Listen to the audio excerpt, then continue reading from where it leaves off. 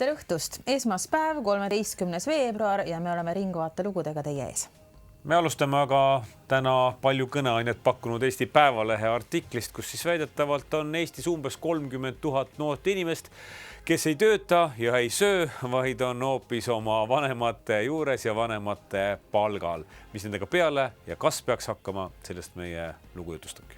No tere tulemast Ringvaatesse, Marek. Sina oled üks nendest noortest, kes on ise raskest elust läbi tulnud ja nüüd neid, kes ei tööta, ei õpi ja ei saa eluga kuidagi nagu järje peale, üritad siis meelitada päris ellu tagasi, raputada neid ja öelda, tuleb õppida, tuleb töötada, sa pead midagi tegema. Aga no hakkame algusest peale. Marek, mis see sinu enda lugu on? Mis põhjustel sina seda töö otsa kätte ei leidnud? Minul oli niimoodi, ma lõpetasin keskkooli ära ja avastasin, et peaks nagu korterit üürima. Ja läksingi tööle. Mõnda aega sai tööl käidud ja siis hakkas mõtlema, et kas see nagu nüüd ongi see, et käisin koolis ja nüüd käin tööl ja maksan korterit ja lähen uuesti tööle. Kas pärast seda keskkooli lõpetamist, mis variandid üldse tööle minna on? Kus sa üldse tööle said minna? Mis sa oskasid teha? Võtsin põhimõtteliselt esimese pakkumise ja see oli kohe tanklasse tööle minna ja töötasin seal mõnda aega. Kuid siis nägin pakkumist, et minna Euroopa vabatahtliku teenistusse välismaale, täpselt Makedooniasse siis. Ja mõtlesin, et aga miks mitte, võtan vastu, vaatame, mis tuleb. Ja käisin ära seal, Eestisse tagasi tulles tuli välja, et ikka veel ei ole midagi Eestis teha. Aga mis sa siis mõtlesid või selles, et mis see sinu soov või unelm oleks olnud, et mis siin Eestis sulle pakutaks või mis sa tahaks teha? Kui sa tulid tagasi, mis mõtlesid, et ma olen nüüd käinud, ma olen välismaal käinud ja natukene töötasin tanklas ja mul on keskkooli lõputunnistus. Pakkuge mulle midagi, mis ma võiksin teha? Tegelikult ei olnudki väga pilti. Mõtlesingi, et kui lähen, et äkki läheb nagu ilusamaks, et äkki läheb huvitavamaks. Aga tagasi tulles läksin tööle Nukuteatri kohvikusse. See oli selline 20-päevane töö. Siis avastasin, et ikka veel ei ole see, sõitsin uuesti ära. Reisisin niisama natukene ringi ja uuesti Eestisse jõudes hakkasin noortekeskust ukse tagusid läbi käima, et ma teadsin, et siis ma sain teada, et noorstöö on juba see pool, mida ma tahaksin teha.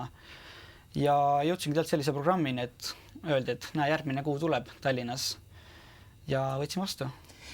See kõlab unelmat elu, et ma otsin seda, mis mind õudselt kõnetab. Seda ju tegelikult noortele õpetatakse. Leia üles see kutsumus, mis sinu sees on ja siis arenda seda ja tee seda tööd, mis sulle meeldib.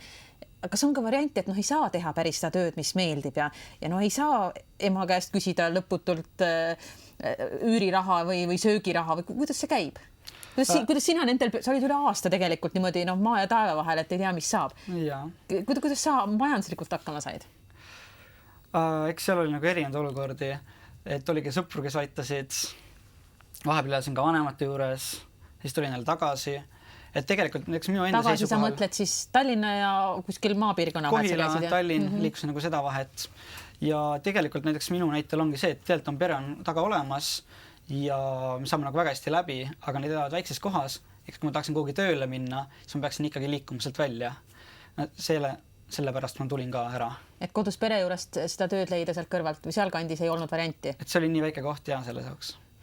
No, aga mis siis teha? Kuidagi peab ju hakkama saama, kuidas see psühholoogiliselt mõjub noorele inimesele? Kui sa mõtled, sa lõpetad keskkooli ära, maailm, öeldakse sulle, noored, teie päralt on maailm, tehke mida te tahate, kõik uksed on teile valla ja siis hakkab päris elu peale. Ja siis selgub, et päris kõik uksed ei olegi valla. Kuidas see mõjub? No, mõnel noorel mõjub raskemalt, mõnel kergemalt, aga ega me tegelikult ei neile ei ütle. Me ei ütle, et see ei ole võimalik, kuid võttes neid ette need asja, kuhu nad jõuda tahavad või mis nad teha tahavad, siis me vaatame juba need punktid läbi, et mis selleks nagu tegelikult vaja on. Palju neid noori tuleb üldse sinna sellesse programmi, kus sa nüüd praegu käid ja otsid ja vaatad, et nad saaksid õige raja peale? Üle Eestiselt on meil nüüd 2100 noort tulnud. Kes ütlevad, et nad ei tea, mida oma eluga peale hakata? Kes ütleb, et mõnda soovitab teilt sõber, et hästi palju ongi sellist info levimist inimeselt inimesele, et ei ole sellist konkreetset kohta, kus neid noori nii-öelda leida. Et võib-olla purustada ka natukene seda aru saama, et kõik noored on hästi probleemsed, siis tegelikult ei ole niimoodi. Ja mõne noorega ongi see, et tuleb, räägimegi juttu, saame teada, et ainult töötukassa müüt tuleb ära murda, et tegelikult töötukassa ei ole nii jube koht. Või ongi see CV motivatsioonikiri, mis me koos ära teeme, ja siis juba läheb nagu tugevama energiaga läheb edasi. Ja teisest küljest jääb sellised juba raskemad juhtumid, et kus noored ongi mitu aastat juba kodus olnud, ongi sinna 4 seina vahepeal kinni jäänud ja see info võib tulla näiteks vanema kaudu või kellegi tuttav kusagil teiste otsast näeb, et selline programm on olemas, aga proovime. Kui vana sa ise oled? 23. No täpselt sellest sinu põlvkonnast me ju räägimegi praegu, et seda põlvkonda on juba nimetatud lumehelvekeste põlvkonnaks, kadunud generatsiooniks, kes on nii ära poputatud, nii ära hellitatud, kelle vanemad on teinud neile ette taha elu nii mugavaks, et nad puudub nagu kontakt päris eluga, päris reaalsusega. Mis sa ise sellest arvad? Oma sõprade, oma nende noorte pealt, keda sa nõustad iseenda pealt?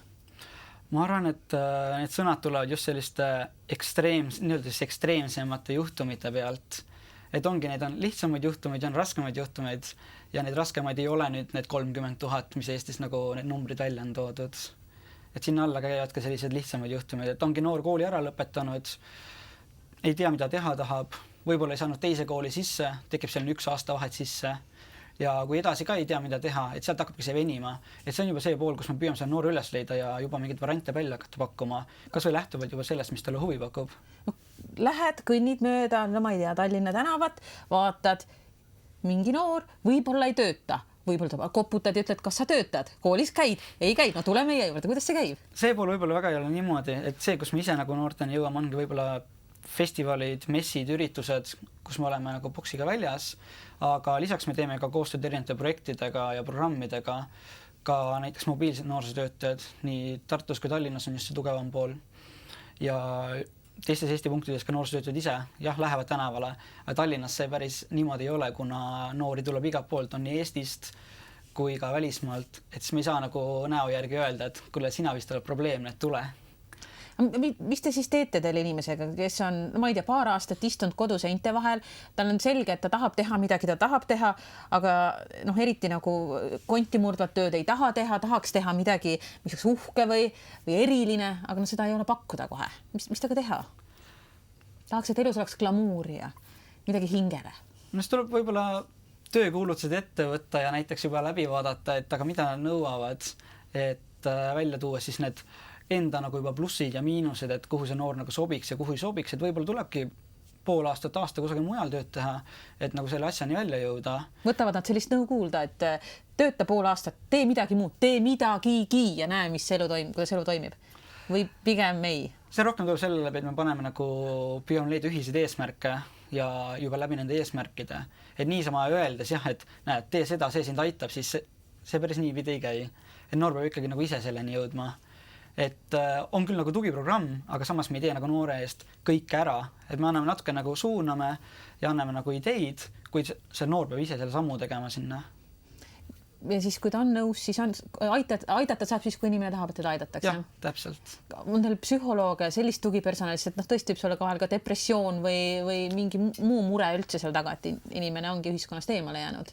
Et juba selliste konkreetsemate probleemide asjadega me pöördumegi just nii-öelda nagu koostööpartnerite poole, kellega me teeme neid asju koos, on näiteks Töötukassa, Rajaleidja ja paljud teised asutused, et seal me saame juba suunata konkreetsemates suundades seda noort.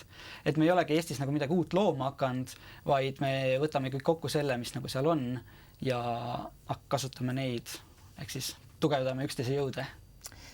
Aitäh, Marek tulemast täna Ringvatsa. Aitäh!